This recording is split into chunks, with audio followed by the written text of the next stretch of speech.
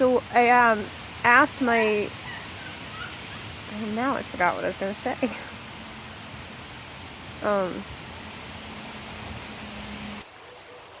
So when he asked me to find her, I did. And so I'm begging her at this point, thinking that she actually was dying and that she actually was out in a very cold place and freezing to death because something had happened to her heart or something like that. She reminded me actually a lot of my mom. And I began to feel that a lot of the stuff that she was doing to gain attention was a lot of the things that my mom did. And when I first met my twin, it was really odd because for one brief moment, when I met him physically, I mean, for one brief moment, his face transformed into my mom. And come to think of it, he talked to me quite often like how my mom talked to me. My mom is still alive, but mentally she's very unbalanced. I have tried to help her, and as I've grown older, she's become very vicious toward me. Now, only within the past few months, is she actually starting to settle down to, I think she's finally getting rid of the alcohol from her life. She's finally getting back into her art, because I've been telling her for years that she needs to get back into her art. And I've tried to be loving to her, but I also couldn't constantly have her presence pulling on me. So I started becoming more distant because I started noticing the same patterns occurring between my daughter and I that occurred between my mom and I, and her mom and her, my mother and her mother. So there's like this generational curse that I became aware of. And when I became aware of one of my past lives, I realized that it was in this life that this generational curse in this family started. And so I've actually been probably incarnating in the same family line for, I don't know, 3 or 4, 6 generations. I mean, I don't know. I probably went other places, but I have come back into this family line several times within the past 300 years, is what I realized. And I realized that my grandmother was supposed to come into my life later as my daughter in this lifetime. I don't know if I changed that. That was just a sudden impression I got right after, she died, was that she would be coming back in as my daughter. But I realized that we had been playing this leapfrog game. And so my grandmother is going to come in as my daughter. And when she grows up, I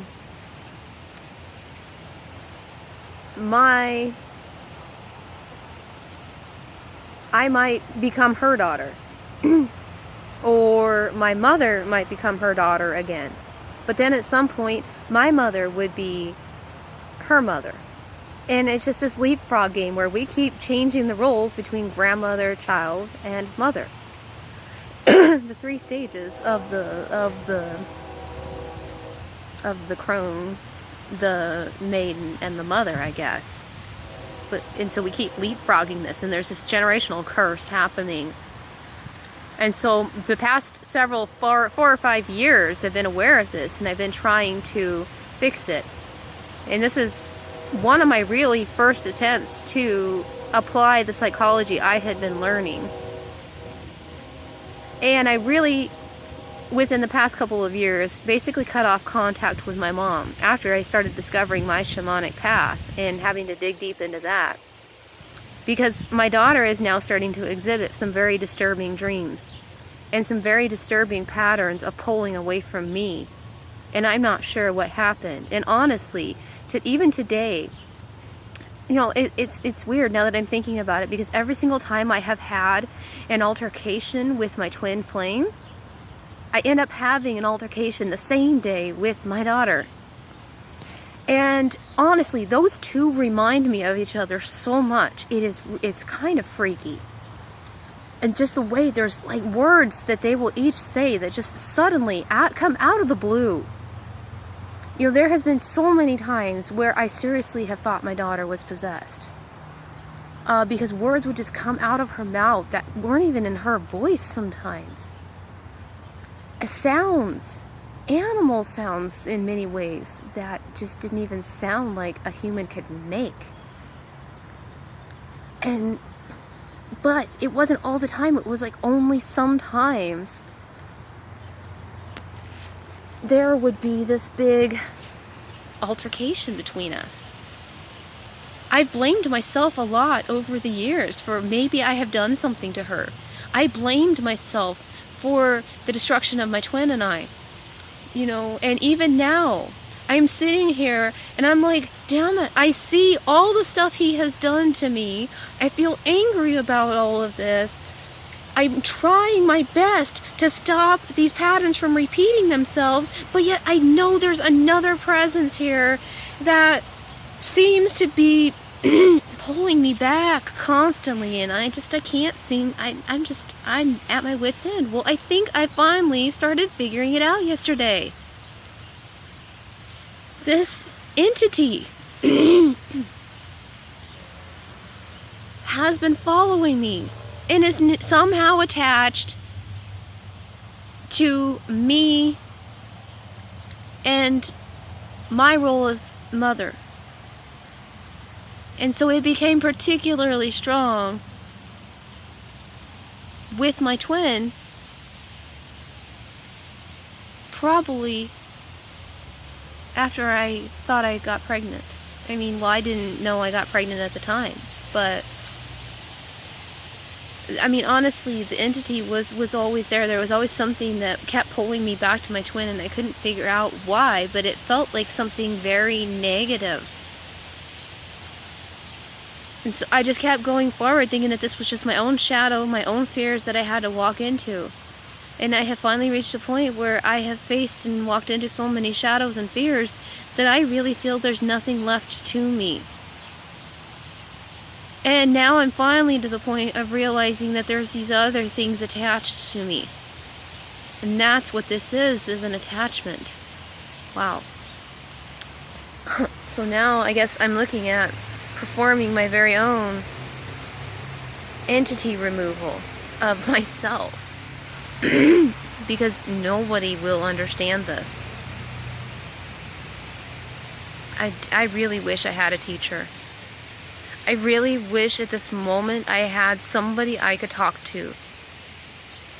I have had so many weird things going through my head these past few years, and I have just been doing my best to navigate this really weird world full of malevolent and benevolent spirits, not knowing what I'm doing, but perhaps I'm relying on very old blood information passed down from my past lineage. I guess I am moving just more into that state of acting unconsciously,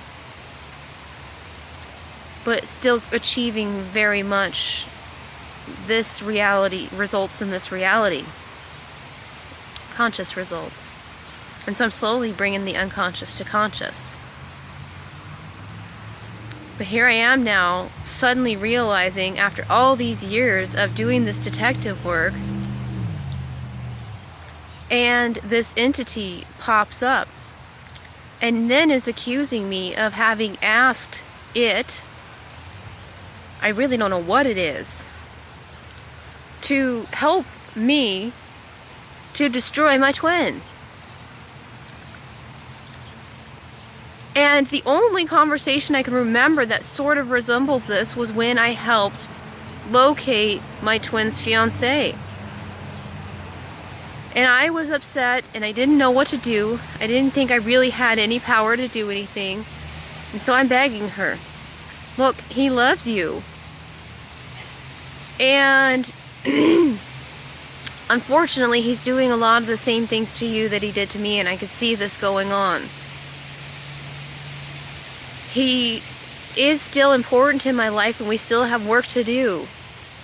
But I'm gonna lend him to you for a while, and I need you to go through the full extent of what you would normally do. And I need him to start to see what he does to other people. I'm enlisting your help because he needs to be stopped. He is way too powerful in his unconscious state, and he is hurting way too many people.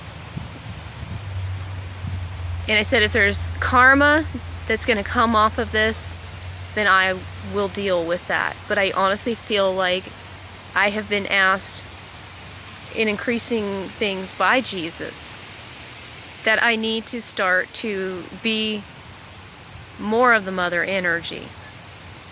And if somebody needs discipline, I need to be willing to give out that discipline. But I have to be very certain that it is just not my own desire for retribution. And I waited a long time before I asked anybody for help with him to, in essence, teach him a lesson, because I thought, well, that was just me being petty and me feeling hurt. But I kept being asked. Actually, I do believe that that night is one of my conversations with Jesus or Mary, one of the two, because I tend to speak to them both, usually, often at the same time, sometimes separately. And this is when I understood that the energy he's carrying has to be stopped, has to be transmuted into what it's supposed to do, because right now that type of energy is what is causing so much harm in the world at large. That he is just one small example of this greater destructive energy occurring throughout the world. And that if I could understand that, then I could start to understand all this other energy, and then perchance be able to do something about it. So I did ask for her help, and now I wonder if I was wrong. Because not only did I not get him back, because we're back in a state of not talking again, he projected his stuff all over me about how horrible of an evil of a person I was,